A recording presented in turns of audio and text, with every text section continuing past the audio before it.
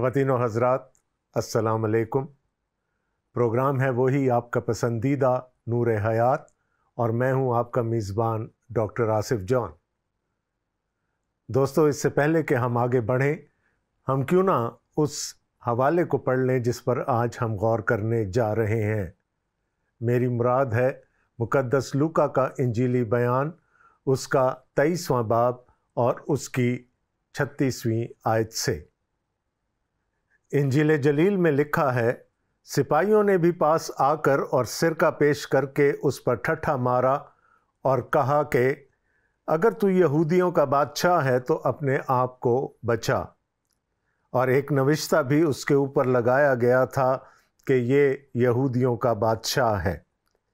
फिर जो बदकार सलीब पर लटकाए गए थे उनमें से एक उसे यूं ताना देने लगा कि क्या तू मसीह नहीं, तू अपने आप को और हमको बचा। मगर दूसरे ने उसे झिड़क कर जवाब दिया कि क्या तू खुदा से भी नहीं डरता, हालांकि उसी सज़ा में गिरफ्तार है।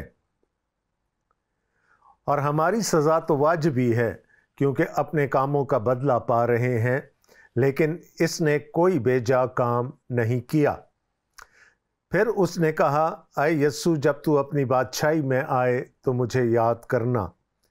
उसने उसे कहा, मैं तुझसे सच कहता हूँ कि आज ही तू मेरे साथ फिरदौस में होगा। फिर दोपहर के करीब से तीसरे पहर तक तमाम मुल्क में अंधेरा छाया रहा और सूरज की रोशनी जाती रही और मक़दिस का पर्दा बीच से फट गया। फिर यस्सु ने बड़ी आवाज़ से पुकार कर कहा, ऐ बाप, मैं अपनी रूह तेरे हाथों में सौंपता हूँ। और ये कहकर दम दे दिया। ये माजरा देखकर सूबेदार ने खुदा की तमजीद की और कहा, बेशक ये आदमी रास्तबाज था। और जितने लोग इस नज़ारा को आए थे ये माजरा देखकर छाती पीटते हुए लौट गए। और उसके सब जान पहचान और वो औरतें जो गलील से उसके साथ आई थीं दूर खड़ी ये बातें देख रही थीं। और देखो, यूसुफ नाम एक शख्स मुशीर था जो नेक और रास्तबाज आदमी था और उनकी सलाह और काम से रजामंद ना था। ये यहूदियों के शहर अरमतिया का बाशिंदा और खुदा की बादशाही का मुंतज़िर था। उसने पिलातुस के पास जाकर यस्सु की लाश मांगी और उसको उतार कर महीन चादर में लपेटा। फिर एक कब्र के अंदर रख दिया जो चट्टान में खुदी हुई थी और उसमें कोई कभी रखा ना गया था। वो तैयारी का दिन था और सबत का दिन शुरू होने को था। और उन औरतों ने जो उसके साथ गलील से आई थीं पीछे पीछे जाकर उस कब्र को देखा और ये भी कि उसकी लाश किस तरह रखी गई, और लौटकर खुशबूदार चीज़ें और इत्र तैयार किया। ये हमारे खुदावंद यीशु मसीह की इंजील है। ऐ मसीह, तेरी तमजीद हो। आमीन। दोस्तों, यीशु मसीह सलीब पर हैं। सुबह 9 बजे के करीब उनको सलीब दिया गया और पिछले प्रोग्राम में हम उस पहले सलीबी कलमे पर गौर कर चुके हैं जो कि खुदावंद यीशु मसीह ने सलीब से सादिर फरमाया और जिसमें मुआफ़ी का ऐलान हमें नज़र आया। और मैंने आपको बताया था कि वहाँ पर खुदावंद यीशु मसीह हमें सरदार काहिन के तौर पर नज़र आते हैं। आज हम इस वाक़े को आगे लेकर चलते हैं। तकरीबन 9 बजे से लेकर 12 बजे तक खुदावंद यीशु मसीह ने 3 सलीबी कलमात फरमाए और उस वक़्त रोशनी थी। लेकिन लूका और दीगर अनाजीली बयानात लिखने वाले हमें बताते हैं कि फिर 12 बजे से लेकर 3 बजे तक पूरे मुल्क पर अंधेरा छाया रहा और खुदावंद यीशु मसीह ने उस अंधेरे में मज़ीद सलीबी कलमात फरमाए। हमने पिछले प्रोग्राम में यह भी देखा था कि एक तरफ तो मेरा और आपका मसीहा सलीब पर लटक रहा है और वो ये भी कहता है, ऐ बाप, इनको माफ़ कर क्योंकि ये नहीं जानते कि क्या करते हैं। लेकिन सलीब के नीचे ही खड़े हुए सरदार काहिन और फ़कीह और शरअ के जानने वाले लोग उस पर ठट्ठा करते हैं اس کا مذاق اڑاتے ہیں، اس کی تضحیک کرتے ہیں، اور تضحیک کرنے والوں میں صرف وہی شامل نہیں تھے۔ لوکا ہمیں 36ویں آیت میں بتاتے ہیں، سپاہیوں نے بھی پاس آ کر اور سرکہ پیش کر کے اس پر ٹھٹھا مارا اور کہا کہ اگر تو یہودیوں کا بادشاہ ہے تو اپنے آپ کو بچا۔ وہ سپاہی جو لا علم ہیں کہ یسوع مسیح کون ہے، وہ کس ذات اقدس کا مالک ہے، وہ بھی اب ٹھٹھا کرنے والوں میں شامل ہو گئے ہیں۔ یاد رہے کہ سیاسی الزام جو خداوند یسوع مسیح پر لگایا گیا تھا وہ یہ تھا کہ یہ شخص اپنے آپ کو یہودیوں کا بادشاہ کہتا ہے، اور سپاہیوں کے نزدیک اگر وہ یہودیوں کا بادشاہ ہے تو پھر اس کی فوج بھی ہونی چاہیے تھی، اور اگر وہ یہودیوں کا بادشاہ ہے تو پھر اس کی فوج کو آ کر اس کا دفاع کرنا چاہیے تھا اور اس کو صلیب سے بچانا چاہیے تھا۔ سو وہ بھی ٹھٹھا کرنے والوں میں شامل ہو گئے اور اس کو یہ کہہ رہے ہیں کہ اگر تو یہودیوں کا بادشاہ ہے تو پھر اپنے تئیں بچا۔ اور 38ویں آیت میں لکھا ہے، اور ایک نوشتہ بھی اس کے اوپر لگایا گیا تھا کہ یہ یہودیوں کا بادشاہ ہے۔ جن کو صلیب دی جاتی تھی ان کا جرم جس کے تحت ان کو صلیب دے رہے ہوتے تھے ایک کتبے پر لکھ کر صلیب کے اوپر لگا دیا جاتا تھا۔ یہ یاد رہے کہ صلیب رومیوں کے نزدیک کیپٹل پنشمنٹ تھی۔ یہ صرف ان لوگوں کو دی جاتی تھی جو رومی حکومت کے، رومی سلطنت کے غدار ہوتے تھے، اور اپنے آپ کو بادشاہ ڈکلیئر کرنا اور یہودیوں کا بادشاہ ڈکلیئر کرنا رومی سلطنت سے بغاوت کے مترادف تھا۔ اس لیے خداوند یسوع مسیح کا جو الزام ان کی صلیب پر لگایا گیا وہ یہ تھا کہ یہ یہودیوں کا بادشاہ ہے۔ تو یہ دو لوگ بھی جو یسوع کے دائیں اور بائیں مصلوب کیے گئے تھے کسی نہ کسی طور پر رومی حکومت کے خلاف بغاوت میں شامل رہے تھے۔ یہودیوں نے کبھی بھی دل سے رومی حکومت کو تسلیم نہیں کیا تھا، اور یہ پاکٹ انسرجنسیز، یہ چھوٹی چھوٹی بغاوتیں ابھرتی رہتی تھیں رومی حکومت کے خلاف، اور شاید یہ دونوں بھی ان میں سے کسی ایک کا یا ایک سے زیادہ کا حصہ رہے تھے، اس لیے ان کو صلیب دی گئی تھی۔ اب ان میں سے ایک نے جو یہ ساری باتیں سنی جو صلیب کے نیچے ہو رہی تھی تو وہ بھی یسوع پر ٹھٹھا کرنے لگا اور اس کو کہتا ہے کہ کیا تو مسیح نہیں؟ اب یہاں دیکھیں بات بدل گئی۔ جب رومی سپاہی خداوند یسوع مسیح سے مخاطب ہیں تو وہ اس کو یہودیوں کا بادشاہ کہتے ہیں، لیکن یہ بدکار، یہ غدار خداوند یسوع مسیح کے لیے مسیح کا لقب استعمال کرتا ہے، کیونکہ یہ ایک یہودی ہے۔ وہ شاید یسوع کو تو جانتا ہے لیکن اس کے مسیح ہونے کا دعوے دار نہیں ہے۔ اس کو یہ پتا ہے کہ لوگ اس شخص کو مسیح مانتے ہیں، خدا کا مسیح، خدا کا بیٹا، اور اگر وہ خدا کا بیٹا ہے، وہ مسیح ہے، تو پھر یقیناً اس میں اتنی قدرت ہونی چاہیے کہ وہ اپنے آپ کو بھی صلیب سے اتار لے اور ان دونوں کو بھی۔ لیکن اس کی اس بات میں وہ طنز ہمیں چھپا ہوا نظر آتا ہے۔ اس نے مسیح کا لقب استعمال کیا ہے لیکن وہ یسوع کو مسیح مانتا نہیں ہے۔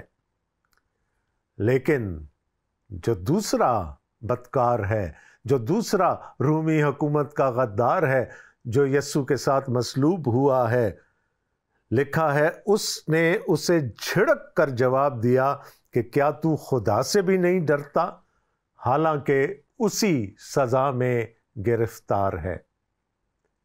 ہم تینوں کو ایک ہی جرم کی پاداش میں سزا دی گئی ہے۔ ہم تینوں کو غداری کی وجہ سے سزا دی گئی ہے۔ ہم تینوں ایک ہی کشتی کے سوار ہیں۔ اور وہ کہتا ہے ہماری سزا تو واجبی ہے۔ ہم نے تو واقعتاً رومی حکومت سے غداری کی ہے۔ ہم اس غداری کی مہم کا حصہ رہے ہیں جو رومی حکومت کے خلاف چلائی گئی تھی، کیونکہ اپنے کاموں کا بدلہ پا رہے ہیں، لیکن اس نے کوئی بے جا کام نہیں کیا۔ وہ اپنے بارے میں بھی جانتا ہے، وہ اپنے ساتھی کے بارے میں بھی جانتا ہے، لیکن وہ یہ بھی جانتا ہے کہ خداوند یسوع مسیح نے کبھی بھی رومی حکومت کے خلاف کسی قسم کی بغاوت کا اعلان نہیں کیا اور نہ ہی کوئی مہم چلائی۔ وہ جانتا ہے کہ وہ خود تو ایسی مہم کا حصہ رہا ہے۔ دوستو، یہاں پر ایک بات قابل غور ہے۔ یسوع مسیح کی بے گناہی کا ثبوت ہمیں کہاں کہاں سے مل رہا ہے۔ گتسمنی باغ میں خداوند یسوع مسیح نے خود اپنی بے گناہی کا ثبوت دیا۔ پینتوس پیلاطس نے خداوند یسوع مسیح کی بے گناہی کا ثبوت دیا، اور یہاں پر ایک وہ شخص جو واقعتاً رومی حکومت کا غدار ہے، خداوند یسوع مسیح کی بے گناہی کا ثبوت دے رہا ہے۔ یہ ثبوت دینا چاہیے تھا اس وقت کی ریلیجیس اسٹیبلشمنٹ کو، لیکن دے کون رہے ہیں؟ ایک غیر یہودی پینتوس پیلاطس، ایک وہ جو صلیب پر لٹکا ہوا ہے۔ اب یہ بات ہو رہی ہے ان دو دوستوں کے درمیان۔ ایک نے یسوع پر طعنہ کسا، دوسرے نے اس کا جواب دیا، لیکن جس نے جواب دیا اب اس نے یسوع مسیح کو مخاطب کر کے کہا، پھر اس نے کہا، اے یسوع، جب تو اپنی بادشاہی میں آئے تو مجھے یاد کرنا۔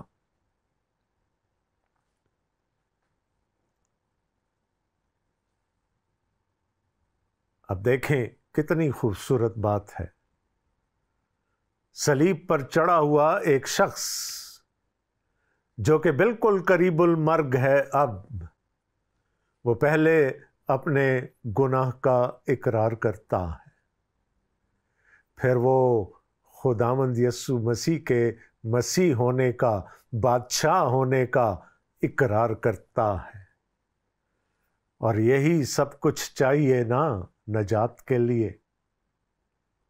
ہمیں یسوع مسیح کو اپروچ کرنا ہوتا ہے، اپنے گناہوں کا اقرار کرنا ہوتا ہے، یہ ماننا ہوتا ہے کہ ہم اپنے تئیں اپنے گناہوں کا چارہ نہیں کر سکتے، اور یسوع مسیح پر نجات کے لیے بھروسہ کرنا ہوتا ہے، اور اسی میں ہم نجات پاتے ہیں۔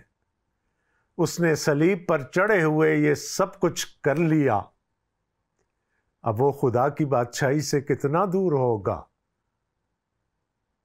خداوند یسوع مسیح نے اسے کیا فرمایا؟ میں تجھ سے سچ کہتا ہوں کہ آج ہی تو میرے ساتھ فردوس میں ہوگا۔ دوستو، انسانی تاریخ کے شروع سے اور اس پہلے گناہ کے بعد سے شاید یہ سوال لوگوں کے ذہنوں پر لکھا ہوا ہے کہ وہ کون ہے جو خدا کی بادشاہی میں جائے گا۔ لوگ اپنے بارے میں قیاس کم کرتے ہیں، دوسروں کے بارے میں زیادہ کرتے ہیں۔ وہ تو نہیں جا سکتا کیونکہ وہ گناہ گار ہے۔ ارے یہ میرا پڑوسی بھی نہیں جا سکتا۔ اور ہم اپنی زندگیوں کی طرف کم دیکھتے ہیں۔ لیکن کیا اس سوال کا کسی کے پاس جواب ہے کہ کون خدا کی بادشاہی میں جائے گا؟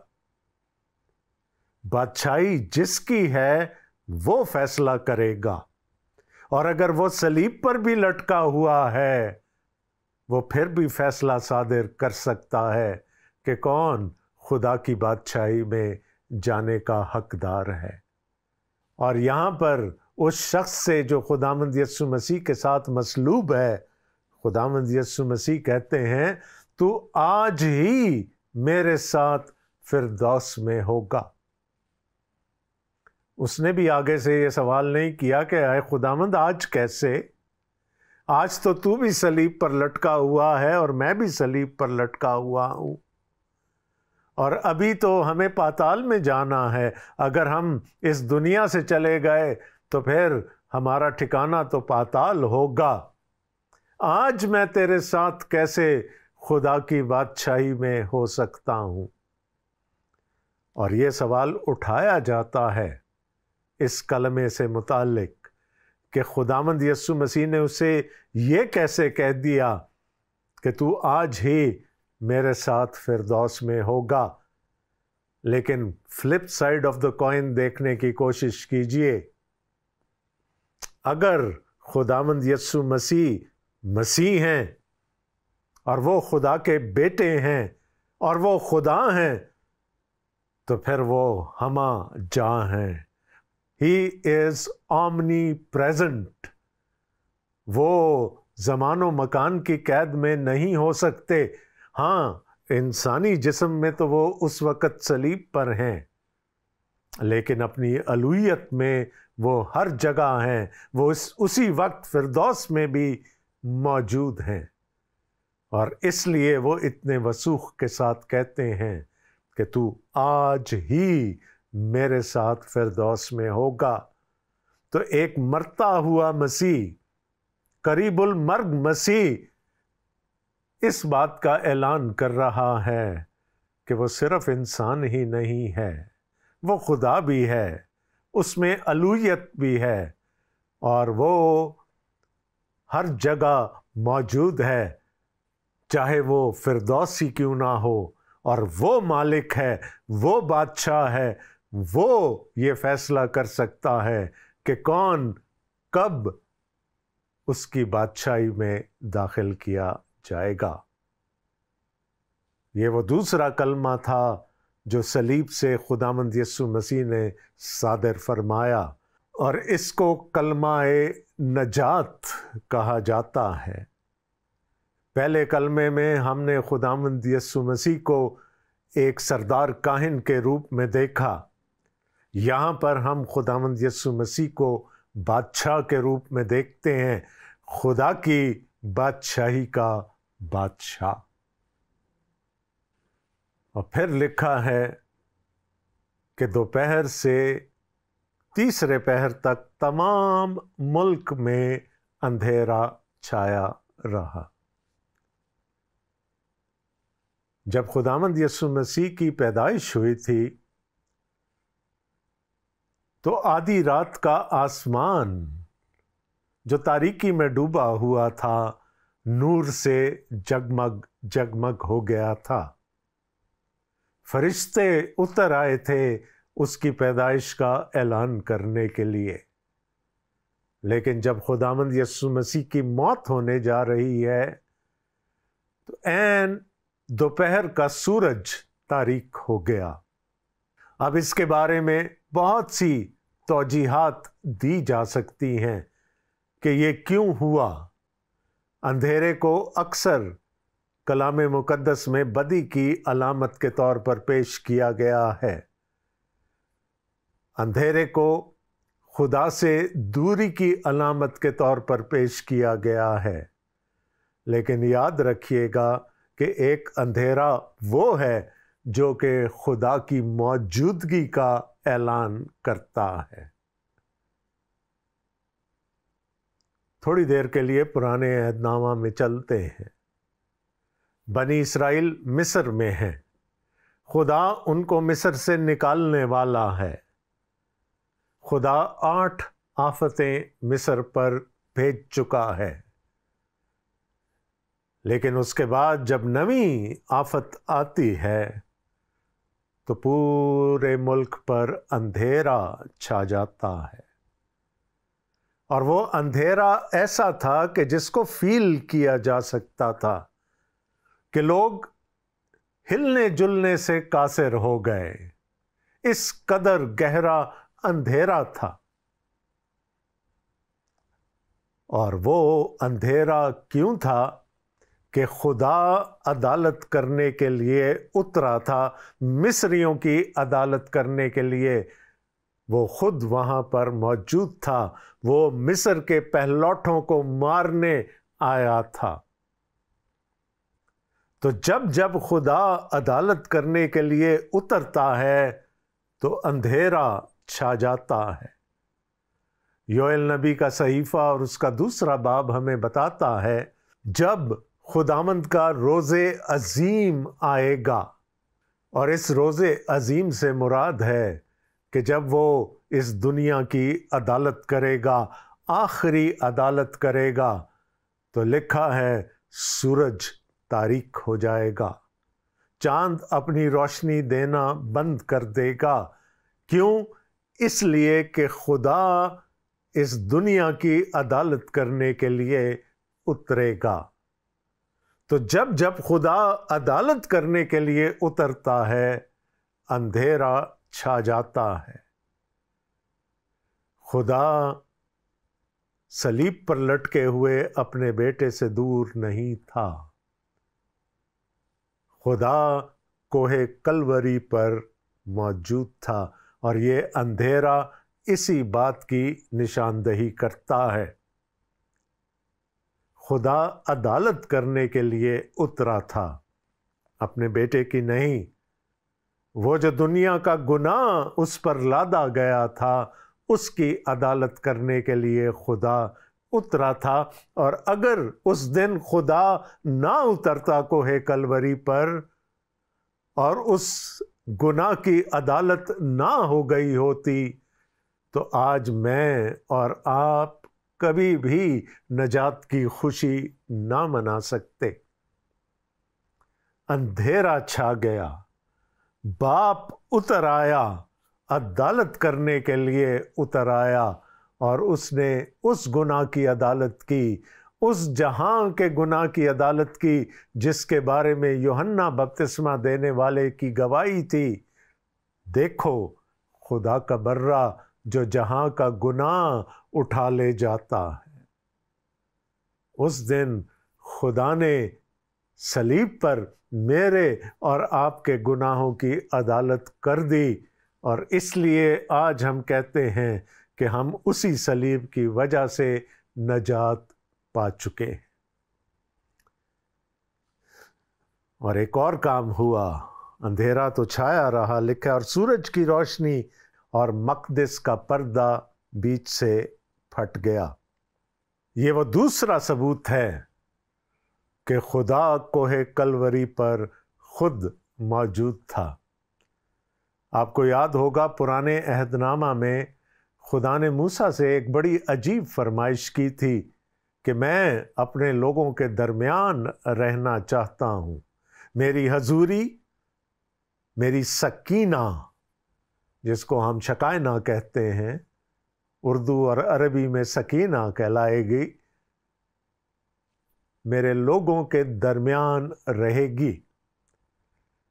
اب یہ بڑی عجیب سی فرمائش تھی، کیونکہ کیسے ایک پاک خدا ناپاک لوگوں کے درمیان رہ سکتا تھا؟ تو خدا نے کہا کہ پھر نقشہ میں دوں گا، وہ مقدس کیسے بنایا جائے گا وہ میں بتاؤں گا، اور میں رضاکارانہ طور پر اپنے آپ کو ایک چھوٹے سے کمرے میں بند کر لوں گا، جہاں کوئی نہیں آ سکے گا سوائے سال میں ایک دفعہ سردار کاہن کے۔ اور اگر آپ ہیکل کے آرکیٹیکچر سے واقف ہیں، خیمہ اجتماع کے آرکیٹیکچر سے واقف ہیں، تو اس کا مرکزی مقام ایک کمرہ تھا، اور اس کمرے کو بھی ایک دبیز پردے کے ساتھ 2 حصوں میں تقسیم کیا گیا تھا۔ پردے کے پیچھے پاک ترین مکان تھا جہاں پر عہد کا صندوق اور اس عہد کے صندوق پر خدا کی کفارہ گاہ مرسی سیٹ تھی، جہاں پر خدا اپنے لوگوں کے درمیان رہتا تھا۔ خدا نے کہا ایک تو میں اپنے آپ کو اس کمرے میں بند کر دوں گا رضاکارانہ طور پر، اور دوسرا اگر کسی کو مجھ تک رسائی حاصل کرنی ہوگی وہ پہلے باہر اپنے گناہوں کی قربانی دے گا۔ لیکن یہاں ہم کیا دیکھ رہے ہیں کہ ہیکل کا پردہ بیچ سے ہٹ گیا، وہ پردہ جو پاک ترین مقام کو اور پاک مقام کو آپس میں جدا کرتا تھا وہ بیچ میں سے ہٹ گیا، کیونکہ اب خدا کو کلوری پر ہونا تھا، اس کو عدالت کرنی تھی، اور اس عدالت کی وجہ سے پھر عام انسانوں کی رسائی بھی خدا تک ممکن ہو سکتی تھی۔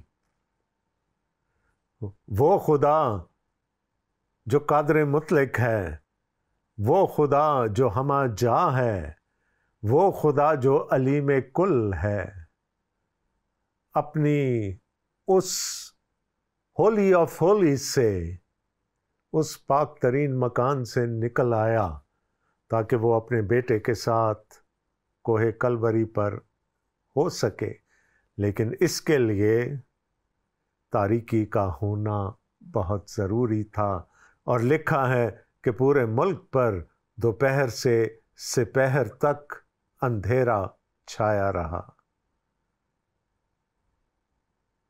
باتیں تو اور بھی بہت سی ہیں اور دل بھی چاہ رہا ہے کہ آگے چلا جائے، لیکن وقت ختم ہو گیا۔